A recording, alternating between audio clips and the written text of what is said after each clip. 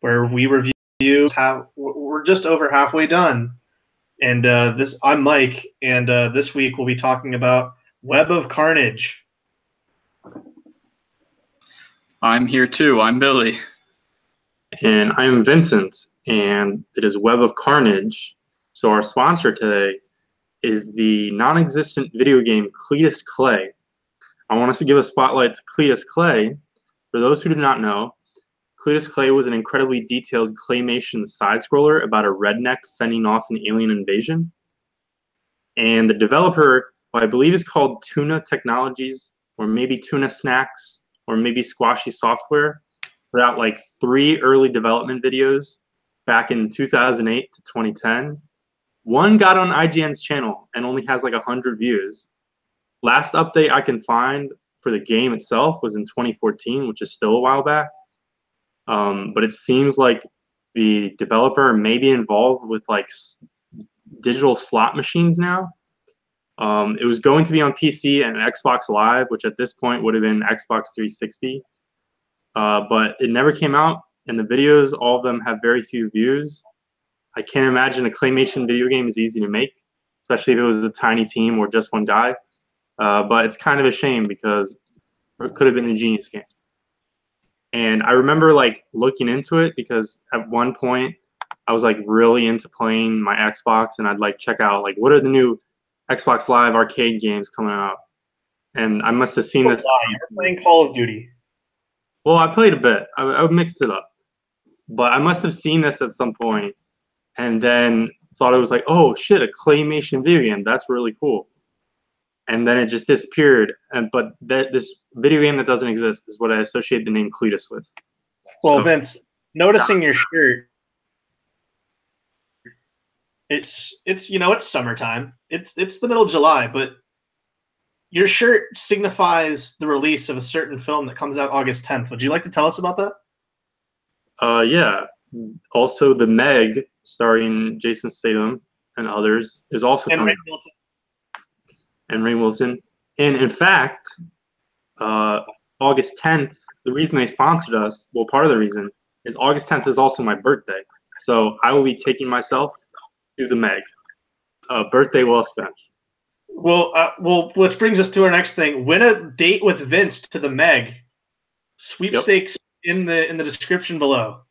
Yep, like you're in the Philly area, August 10th. Go see The Meg with Vincent Faust. Like, subscribe, and comment, and you'll enter our giveaway.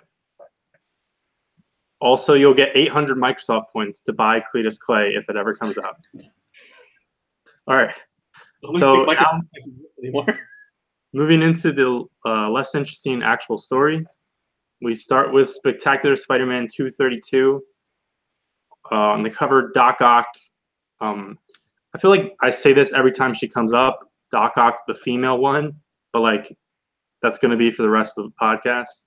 Everyone knows that by now. She's angry with Spider-Man.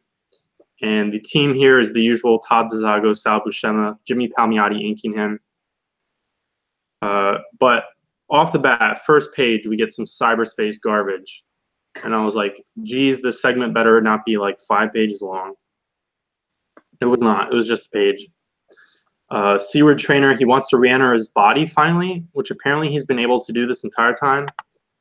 And he's able to do that as long as some kind of like electronics are hooked up to his body. But his daughter literally just had everything unplugged, and she's going to take her dad out of the hospital. And then picking up from the end of last episode, the Parkers show up unannounced at Ben's door, which I feel like even if it's your clone and you're very close, you call someone up before you knock on their door. It's New York. People just show up. And then both of them remark on his hair. And I may be having false memories since we're so deep into this crap, but didn't MJ see Ben's fake hair? Yeah. The last episode, weren't they? Ben was chilling at Aunt May's house with Mary Jane when she came into the city, and Ken Ellis was pursuing MJ. Yeah, they chased off Ken Ellis, and and she remarked on his hair, but she does it again here. Whatever. Peter hasn't seen it yet. Yeah. But then the best scene in the beginning of this issue, which I thought it was going to be like a thing that came up, Pete is very impressed by the air shaft in Ben's apartment, which, like, I guess instead of a party wall with the next unit or the next building, there's just like an air shaft for ventilation, which I guess that's where he had the body at first and how he sneaks in, which I was confused about last episode. And then they're like, so what about that body story? And Ben's like, oh, this one, and just slaps a skeleton down on their coffee table. And like pieces of it go flying later too, and he's trying to zip it back up. And he's like polishing like a femur as he's speaking to them or something. And he has an evil look on his face when he does it. I want to add that. And then their conversation, Ben's like, of course I had to steal the body. You would have too. And MJ's like, yeah, Pete, you probably would have. Which is amazing. How they just come to that conclusion. So they want to run tests on this skeleton, understandably, but Trainer is still in a coma. And then Ben remembers he has a date with Jessica. And the cover story that they come up with real quick is that Peter and Ben are cousins. Cousins whose parents were twins. And this is kind of weird because Jessica she's a photographer, and she's kind of trying to take Peter Parker's former job. And if she's in that position, you think she'd know who Peter Parker is. And in fact, I'm pretty sure she's mentioned Peter Parker. And the guy went on a book tour nationwide. So, like, why does she not recognize Peter Parker? Who knows? There's a lot of people in New York that look the same. Yeah, especially in the Clone Saga. And while they're trying to figure out that cover story, Trainer pops up on the TV, and then as the Weather Channel. Yeah, and then for his cover story, he pretends to be a weatherman. Not convincingly at all. Yeah. So I don't know how she falls for it, but she does. And so everyone runs off to see Trainer, I guess. Well, you're forgetting the best part, which is when they're trying to hide the body, a part of it falls under the couch, and Ben has to Peter has to distract Jessica as Ben like reaches under there and picks the bone up. Yeah, it's kind of a bit funny. I think if it was, especially if this was a movie, like it would be like a kind of light, funny scene. But it's just whatever. And also, Ben promises Jessica when they meet back up to go see the latest James Bond movie, which would be GoldenEye. Yeah. And I feel like, did we have another James Bond reference not too long ago? I don't know. We possibly should have, but. But we thought we did when Ben was working as a security guard for that person. Yeah. And then they set it up like the three of them, including MJ, were going to go see Trainer because they're like, we're going to go. And they're trying to get Jessica out of their hair. But then it's just Ben, and he leaves Pete behind, and he kind of talks shit. He's like, well, you can't stick to walls anymore, so you got to stay back. And there's like multiple times in this episode where Ben is like passive aggressive about Peter not having powers anymore. Ben shows up just in time to stop Carolyn Trainer Doc Ock from finalizing some hospital paperwork. And then there's a really boring fight for like 4 pages. Yeah. And after that fight, the hospital worker is still trying to verify the papers as if they're legitimate when they were handed to her by Dr. Octopus, a wanted criminal. But the very end of the fight, I thought it was kind of cool, where Ben gets emotional and he's just like, Doc Ock, I hate you. And he just destroys her. He like forcefully smashes her head into a car. As you do. She gets hauled away to the vault or wherever. Seward gets his body back, and Ben goes back to Jessica for their date. And then the big ending page, like, oh, what's going on? Is that her room is just covered in pictures of Spider-Man. And the only thing that's like, okay, that's really weird, but whatever. But then the thing is, Ben, in his narration, he's like, I think my Spidey sense tingled just a little bit. And so that will lead into a colossal reveal in this coming arc, the Web of Carnage, where we start in Sensational Spider-Man 3. And this is one of the funnier / dumbest covers we've had in a while. You can clearly tell it's supposed to be like a holographic cover that's supposed to change. So on this cover, we have Hank Pym electrocuting a skeleton. And it clearly looks like he's electrocuting him, which doesn't happen in the issue at all. So this is the Jurgens and Jansen team. They're reminding us that due to this whole skeleton thing, Ben is constantly getting chased by the police. And he's getting chased by the police because they think he's breaking into Ravencroft because he's checking on whether Carnage has escaped. And then for the next 20 pages, they're a flashback, and then we finally get back to the scene, and it is not clear at all. I was really confused. I don't know about you guys. It was not. I was confused. I may have skipped a caption that said this just happened or something like that. But I thought it was all sequential, and then when it was oh, back to this, I was confused. So Ben, so after he runs away from the cops, Pete is his getaway driver, and Ben has a photo of Jessica when she was 7 years old for some reason, which I guess that's what you give new boyfriends. Well, I thought he found it at her house, her place, when they were looking at the pictures. That's a good assumption. But then he also stole a picture of her as a child, or I don't know. But speaking of when he was at her house, she referred to her father as Daddy, and I'm not going to kink shame anyone, but whoever refers to their actual biological father or adopted father, I'm not going to judge, as Daddy past the age of 12 should be shot, because that's not the type of person we need in our society. With a statement like that, you'd be fired as director of a film. Well, good thing I'm not a director. And also, as Billy said, we're talking about Jessica's daddy. In that photo, she's with her father, but he's completely in shadow. So whoever took that photo did not take a good photo, and I don't know why you keep that photo. Maybe it was free. And now we also learn that she hates Spider-Man, with a passion, which I don't think has been hinted at all before. She's been interested in Spider-Man. Yeah, she's been interested in taking photos of him, but it was always presented as first of all, she's a photojournalist, and I guess in the context of the Marvel Universe, taking photos of Spider-Man is a big deal gig, a dedicated job at the Daily Bugle, which is one of the biggest publications. Which is funny because they don't have a Spider-Man beat; they just have a photographer and headlines. Yeah, and blurbs.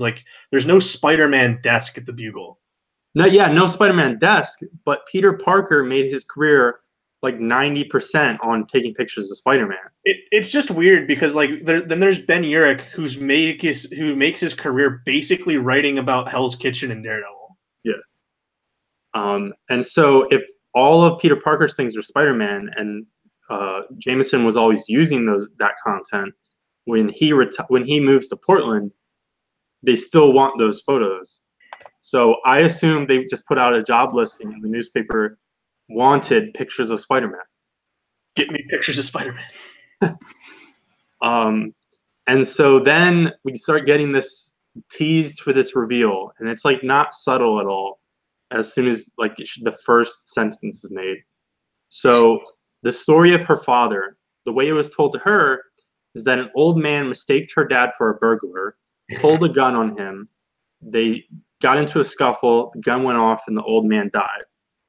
And we're like, who could that be? Especially the specific word use of burglar. Oh my God, I wonder who it could be. And then her father was murdered later. And of course, we've mentioned it before, so we already know the reveal. But again, it's not subtle at all. Which I want to say I called it, and I hate it. Yep. I don't know. Well, I'm interested to see in future arcs what they actually do with it once both of them realize it. Once it's revealed to Jessica how it connects, if they even do that. I'd be surprised if they do. Yeah, but I sort of like the potential that is with this. This was handled much better when Dick Grayson was like, wasn't he dating Tony Zuko's daughter for a little bit? I'm not sure. Yeah, I think that was work. That was much better. So, right before she says who killed her dad, which should be the Sin Eater, pretty sure.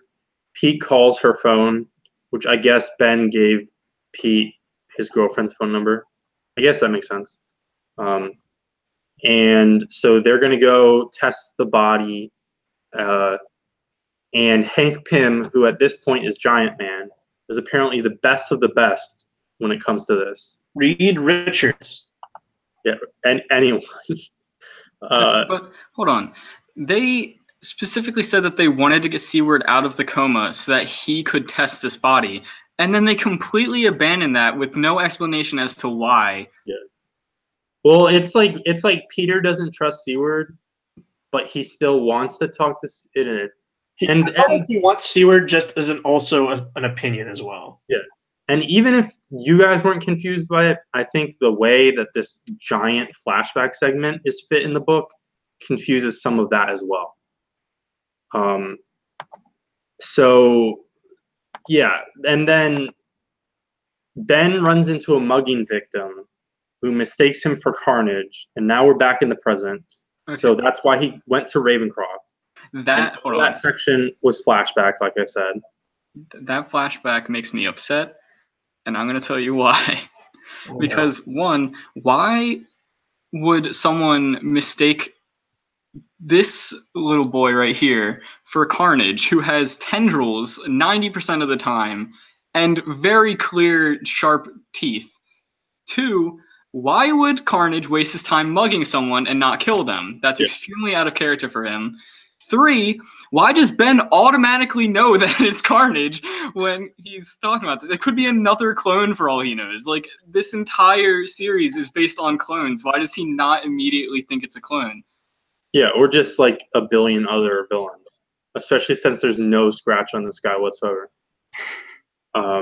So then I think, from the getaway car, that's when they go to the Avengers, right? Yeah. Also, do you want to talk about the Avengers costumes a little bit? Because holy shit. Yeah. So they show up to the temporary Avengers mansion because the real one was destroyed during the one-shot Avengers time slide, and that is the beginning of the Crossing story arc, which is happening right now. So the Avengers is in a terrible place. It's the Unstopables right now. Right now, arguably worse than the Spider-Man books. And Hank does something with the skeleton. It doesn't make sense. It's not explained. Something. And at the same time, Pete finds a photo enhancing machine, which somehow gets rid of the shadow on Jessica's father. And there's big reveals. There are two huge reveals in like the same page. Jessica's dad is the burglar who killed Uncle Ben. And Hank reveals that the skeleton is another clone, or at least he's a clone of Ben, who at this point is still the original.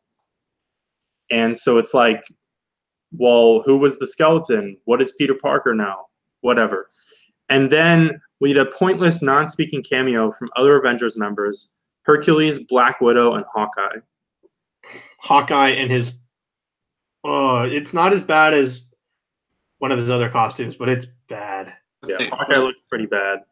Hercules shaved at this point, which never shaved Hercules. I think Giant Man's costume is the worst, with the pockets that make up the ends of his tank top and his belt. It's so many pockets, and he doesn't need them for anything he does, unless he just has a bunch of Pym particles in the pockets. I don't fucking know.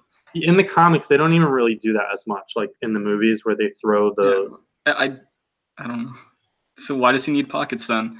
Listen, if the cross promotion here for the Cowcast, there's still listen, when we did Sword of Azrael, we picked apart that costume. I don't know if you guys are aware. We're talking pouches on costumes where pouches shouldn't be. On Azrael's blade gauntlets, there's pouches all over it. Why the fuck does he need pouches on his gauntlets? I don't know. Do you think anyone who was not reading Avengers read this Spider-Man issue and was like, oh, I should check out what's going on in Avengers? No. And if they did, they would be in for a bad surprise. They'd be really disappointed. So well, if they're reading this, they've already made some bad life choices. Yeah, but they'd be doubling down on a bad life choice. So Vince Faust, you? Yeah. Because you've read both of this, haven't you? No, I've never read The Crossing. Moving into Amazing Spider-Man 410, gnarly ass cover with Spider Carnage. The cover of the trade paperback. Yep. Team here, usual, Tom DeFalco, Mark Bagley. The clone revelation of the skeleton, it's making Peter anxious for whatever reason. It's like, okay, maybe you're a clone of a clone or something, but you're still a clone, or at least you're not the original, and you were totally fine with that before. What does this actually change? Changes nothing. And then the funniest part of this issue is when they're figuring out what do we do with the skeleton now, and they're like, we can't turn it back because maybe they'll check the DNA and then it'll match one of us since it's all clone bullshit. And so Ben's like, let's just stage a photo so you can go get a shitload of money, like a payday from Jameson. Yeah. Which I thought was funny. Yeah, it's funny. It's like the more you think about Peter Parker, his photography career, he's just such a hack. He's a hack fraud. He takes photos of himself and gets money for them. He could, Spider-Man's social media, the Spider-Man Instagram account. That should be a run. Chip Zdarsky could maybe do it. He'll get sponsored by Nike. Let's just focus on him getting back with MJ first. Yep. So then Carnage stops an abusive drunk driver. Well, he doesn't really stop him. I guess he murders him. Yeah, he murders him. This whole scene comes out of nowhere, and it's played like a comedy, especially the way Mark Bagley draws the drunk guy. It's like a comedy and a drunk driving PSA all in one. Yeah.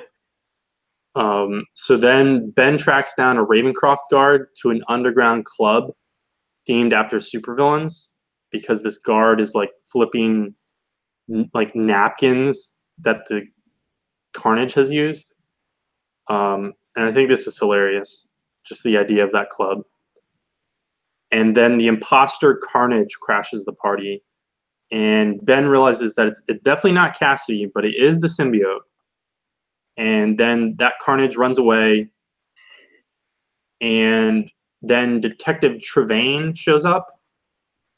And he talks about how Spider-Man saved his kid. And Ben's like, that totally wasn't me, but I'm going to take credit for it. And I think that may have happened in Adjectiveless Spider-Man 45, but I'm not really certain. The kid doesn't have like a wiki tag. And so then Detective Trevain goes to arrest that guard, that corrupt guard. And then we get the moment, which I guess they've been leading to with Jessica. She goes and pitches her photos to Robbie and Jonah, but they want more of a story.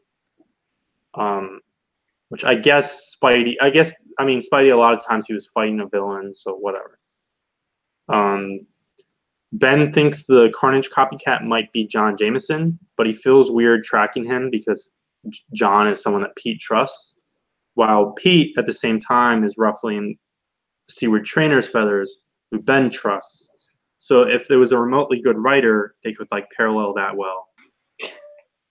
And it's all moot because, yes, Jameson is Carnage. And Carnage somehow knows that Ben is not Pete, which is supposed to be a big deal, but it doesn't do anything. But turns out Jameson is just being used as a stepping stone while the symbiote finds someone more powerful. So then it bonds with Ben Reilly. and it barely changes his costume, which is weird. It just like kind of overlays pieces of it, because obviously Cletus, he's usually wearing civilian clothes, but it fully covers him. Jameson, it fully covered him, but I guess just for the dumb visual. And Spider-Man runs around rampaging for a bit, and the end of this issue is like, is he going to kill Jessica? So now Spider-Man 67, he's holding Peter at the top of the building, and we have the creative team of Howard Mackie and John Romita Jr. Romita's, and then to me, I was complaining about how Spider Carnage, it doesn't change Spider-Man's look that much, and then John Romita draws Spider Carnage completely differently from Mark Bagley. He does this like textured thing where it almost looks like kind of like a molten lava kind of texture on his legs and different parts of his body. Yeah. Totally not there before. I kind of dig it though, to be honest. Yeah, Romita's Spider Carnage is pretty cool. And certain elements of it, like the way he draws his legs and stuff, it reminds me of Kane. So Spider Carnage destroys Jessica's camera right before she's about to get a nice shot of Spider-Man being a menace. But Ben is trying to resist the symbiote. And an important note is that he says that he can feel the symbiote in his blood, which that's the whole thing with Cletus Cassidy, is the Carnage symbiote is integrated fully into his blood. And so I feel like that would be a bigger deal if he also did that with Ben, but it never comes up again. And then Ben apparently calls up Pete, and he's like, yo, we got to talk.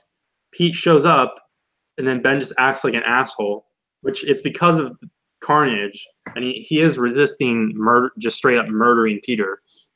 But it's like, so there wasn't really much of a point to the scene. And it gives me a flashback to Spider-Man 3. Yeah. Oh, yeah. But that being said, like this sequence, I thought it was actually kind of interesting. Some of the Spider Carnage sequences where it's like Ben just going around beating the shit out of people, but also trying to resist it. It's like kind of interesting. I thought Romita did a really good job with his art, particularly in the sequence, like the shadowing on Ben's face is like the symbiote's crawling up his face and eyes. It was I thought that was pretty good. So as he gets kicked out by Ben, Pete goes to check on Trainer, but he's gone from the hospital. So Pete, being a menace, digs through confidential patient files and sees that Trainer's bills were paid for by the Multivex Corporation. Not the Alchemex Corporation. Nope. Or whatever the one was that the New Warriors are involved with. So then Spider Carnage goes to kill Peter or something because he doesn't want him to hurt Trainer. As the symbiote keeps telling him in his head, kill him, do it, kill him, stab him. Some Ravencroft guys show up and they get trashed. And then another great part of the issue, Pete hits Ben, Spider Carnage, with some rubble from a destroyed chimney. So tallied up, there's another destroyed chimney on this podcast. 2 in a row this episode. And then awesome. Pete is hanging on the edge of a building, and Ben breaks through just long enough to let him survive and then runs off. And so now we get into the final issue, Spectacular Spider-Man 233. Zago and Buscema, but we have different inkers, and I thought the art on this final issue was noticeably worse than the previous Spectacular issue. Is it just me, or do you feel like the issues of Spider-Man read much faster than all the other books that we're reading right now? Yeah, I would say yeah. Well, Sensational moves fairly quickly. Sensational moves pretty fast, like pretty quickly, but I don't know. There's something about just adjectiveless Spider-Man that goes like, it feels like it's just lesser page counts. Maybe it's because usually that's where the fight happens. Yeah, I mean it especially this episode, I have the least notes for that issue. So Spectacular Spider Carnage stops a mugging, but he almost murders them. And in this sequence, I learned the word mesentery, I don't know if you guys knew this word, but I looked it up, and it is the tissue lining that attaches a lot of your organs to your abdomen, which I would have totally been fine not knowing that. I feel like the more I know about the inside of my body, the less comfortable I feel about my body. I'm not even talking like a body issue thing. This is a body positive podcast. You can look wherever you want to look. I just don't want to know anything about what's inside anyone's body. So then Ben is trying to control the symbiote instead of just getting rid of it. Like, I know Ben wasn't there for all of the Venom and Carnage arcs and Maximum Carnage and everything like that, but he should know a lot of this stuff, and he's fought Venom a few times.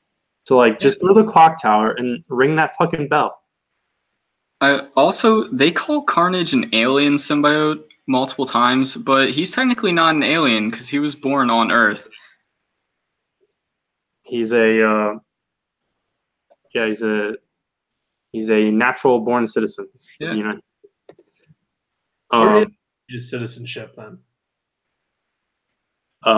So then Ben is going to go talk to an expert about the Carnage symbiote, which is like, who's that expert? But like, there's no mystery to it.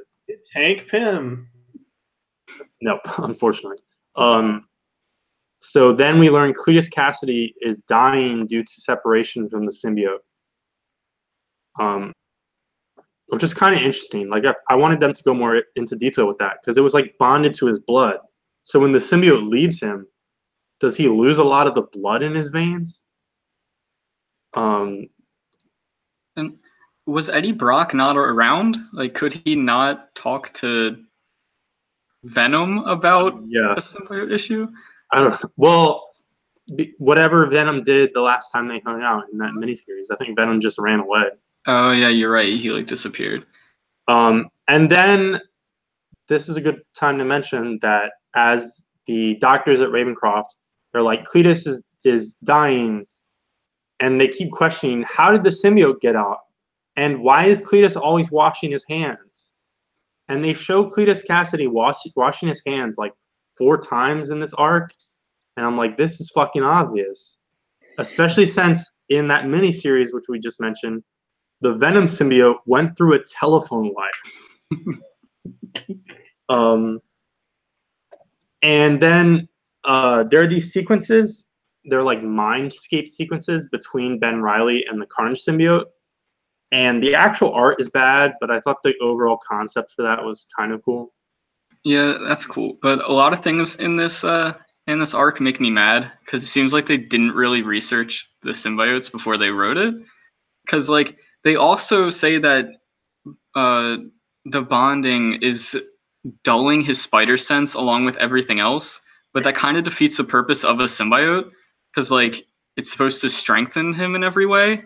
But I guess they're trying to be like, oh, Carnage is so insane that it's doing this, but it just kind of makes me mad. It's Captain Insano. So Ben shows up to talk to Cletus about the symbiote, and then they kind of just fight over the symbiote, but with their words. And so then Ben's like, yo, John, lock me in a cell and turn on the microwaves. And then there's this gnarly ass splash panel where the symbiote just like jumps out of Ben and it's goop on the ground.